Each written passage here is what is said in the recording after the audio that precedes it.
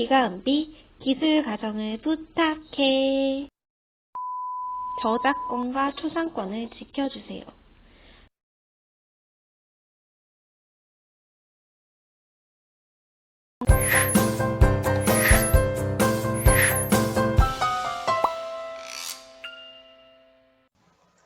오늘은 지방에 대해 공부할게요. 지방을 많이 먹으면 살이 쪄요. 지방을 많이 먹으면 몸에 안 좋아요. 그런데 아몬드는 왜 먹으라는 거죠? 오늘 수업을 통해 알아봅시다. 이전 시간에 배웠듯이 지방이 들어있는 음식으로는 고기, 버터, 기름, 깨, 아몬드 등이 있습니다. 주로 느끼하고 고소한 맛이 나요. 그럼 지방의 특징을 하나씩 살펴봅시다. 첫 번째로 지방은 1g당 9칼로리의 에너지를 내요. 에너지를 내는 다른 영양소가 무엇이 있었죠? 맞아요. 탄수화물은 4칼로리를 내고요. 단백질도 4칼로리를 냅니다. 그에 비해 지방은 9칼로리, 무려 2배가 넘죠. 지방은 이렇게 보물이 가득 들어있는 금고처럼 우리 몸의 최고의 금고로서 에너지를 저장하는 역할을 해요. 두 번째로 체온을 유지하고 체내 장기를 보호하는 역할을 합니다. 지방이 있으면 이렇게 담요를 두르고 있는 것처럼 체온이 유지돼요.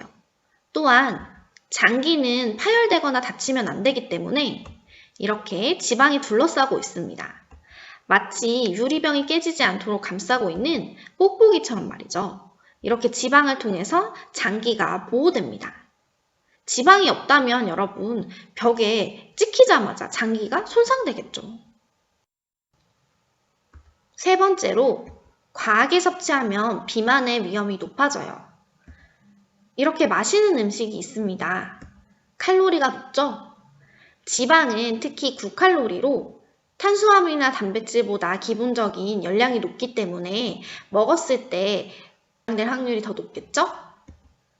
까꿍! 그러면 이렇게 배나 피하에 지방으로 저장이 되고요. 내장에 지방이 끼는 현상이 발생할 수 있어요. 바로 살이 찌는 비만이 되는 것이죠. 네 번째로 필수지방산을 공급해요. 필수지방산이 무엇일까요? 지난 시간에 필수 아미노산에 대해 배웠어요. 비슷한 개념이에요. 성장하거나 건강 상태를 유지하기 위해 꼭 필요하지만 체내에서 합성되지 않아 반드시 식품으로 섭취해야 하는 지방산을 필수지방산이라고 해요. 쉽게 말해서 꼭 필요하지만 몸에서 만들 수가 없는 거예요. 그럼 어떻게 해야 할까요? 맞아요. 식품으로 섭취해야겠죠. 동원참치 광고를 보셨나요? 오메가3가 들어있다는 식품 광고들이 꽤 눈에 띌 거예요. 오메가3에는 이렇게 생긴 DHA와 이렇게 생긴 EPA 등이 있습니다. DHA는 특히 두뇌 발달에 도움이 된다고 하죠. 이런 것들이 다 필수 지방산에 포함됩니다. 그런데 지방산이란 뭘까요? 이해를 돕기 위해 지방의 구조를 살펴보도록 하겠습니다. 지방 중에 대표적인 중성지방은 이렇게 생겼어요. 글리세롤 하나에 지방산 3개가 붙어있는 게 보이시죠?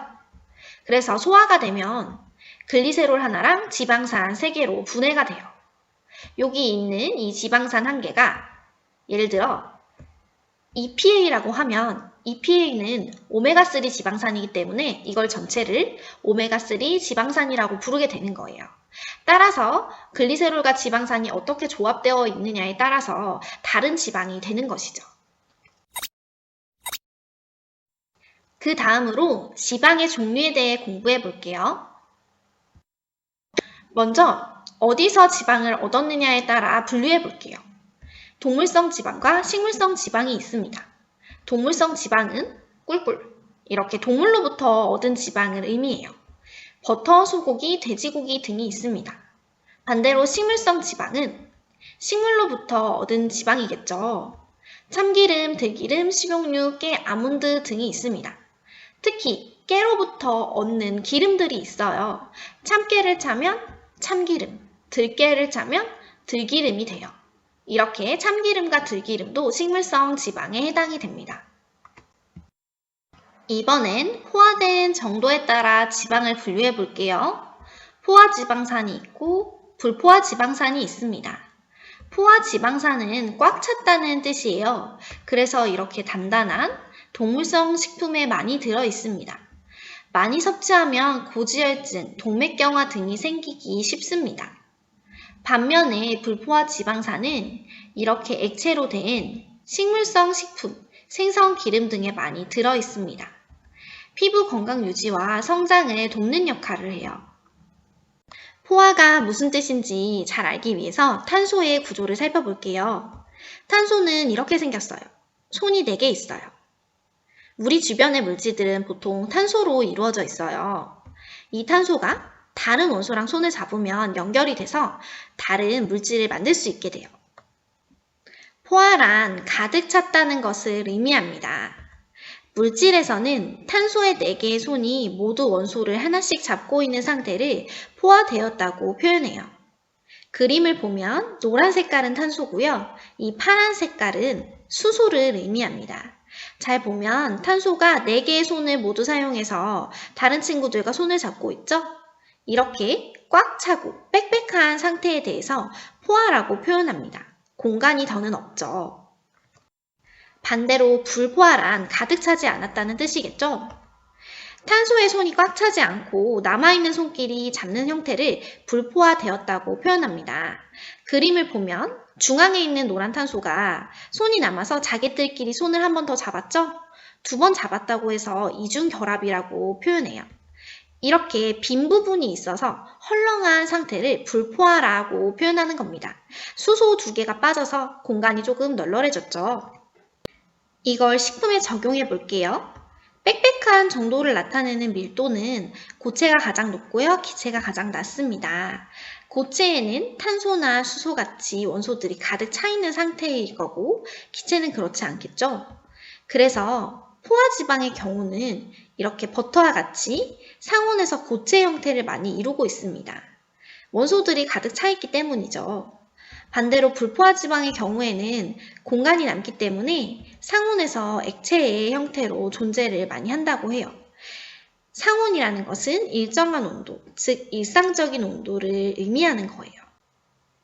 만약에 지방을 더 낮은 온도에서 얼리거나 더 뜨거운 온도로 가열하면 또 달라지겠죠. 포화지방이 상온에서 고체라서 나타나는 현상들이 있습니다. 먼저 포화지방은 이런 질환을 유발할 수 있어요. 혈관이 점점 막혀가는 게 보이시나요? 혈관 벽에 이렇게 붙어있는 노란 것이 지방입니다. 시간이 지날수록 지방이 잔뜩 껴서 혈관이 좁아지고 있죠. 고지혈증, 동맥경화가 발생하는데 고지혈증은 피에 지방이 많다는 뜻이고요. 동맥경화는 동맥, 즉 혈관이 단단해지는 현상을 의미해요. 이렇게 지방이 가득 끼기 때문이죠. 이게 심해지면요. 특히 심장 쪽에 있는 혈관이 꽉 막혀 심장 질환이 발생해요. 심장 마비 같은 게 급성으로 오는 것이죠. 불포화 지방이 반면에 상온에서 액체라서 나타나는 특성도 있어요. 불포화 지방은 산화와 산패를 주의해야 합니다. 산화는 산소랑 결합해서 나타나는 현상이고요. 산패는 물질이 산소, 빛, 열, 세균에 의해서 변화되는 현상을 나타내요. 주로 안 좋은 쪽으로 변하겠죠. 그래서 불포화 지방인 참기름과 들기름의 경우 빛과 열과 공기를 싫어하는 특성이 있습니다. 산화와 산패가 일어나면 품질이 저하되거나 불쾌하고 이상한 냄새와 맛이 납니다. 그래서 참기름은 빛을 피하기 위해 갈색병에 담고요.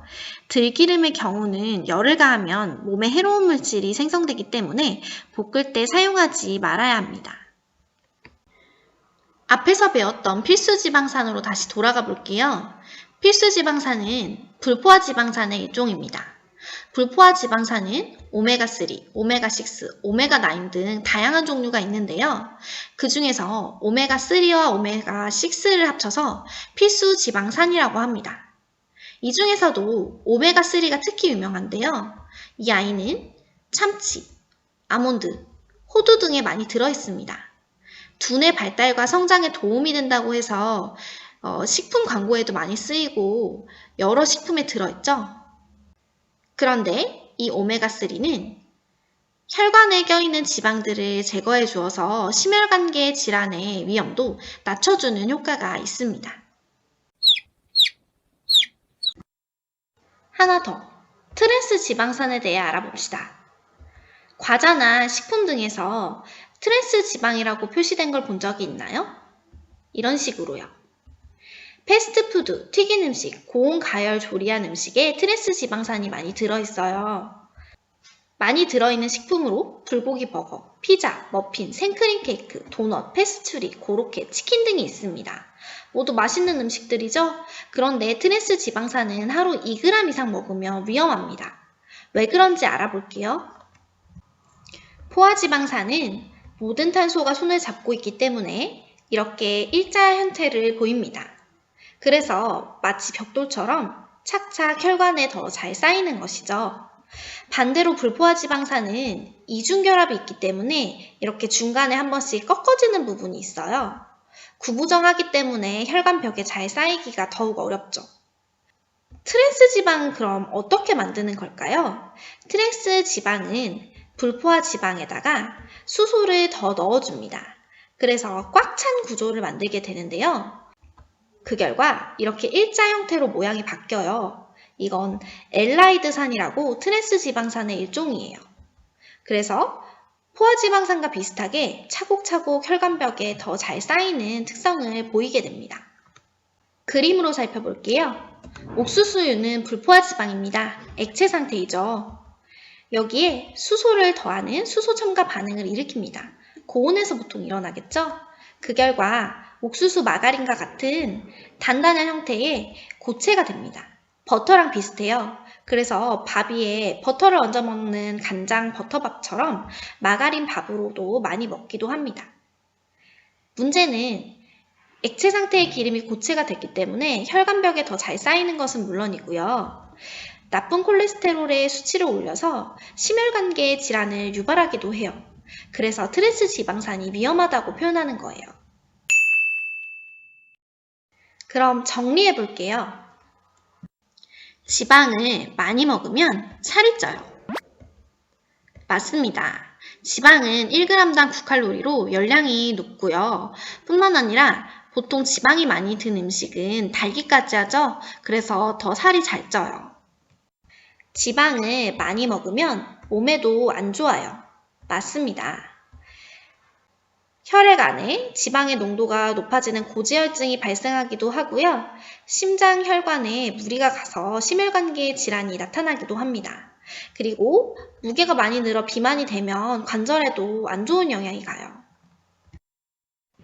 그런데 아몬드는 왜 먹으라고 하냐면 식이섬유가 풍부해요. 식물성 단백질도 들어있어요.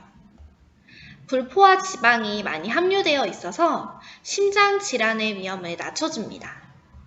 또한 비타민 E가 들어있는데요. 비타민 E는 항산화 작용을 합니다. 다음 시간에 배울 비타민에서 좀 더 공부해 봅시다. 오늘의 과제, 설문지로 배운 내용 점검하기. 설문지의 문제를 풀며 배운 내용을 점검해 봅시다. 총 4문제고요. 객관식입니다. 설문지 1에서 4번 문제예요.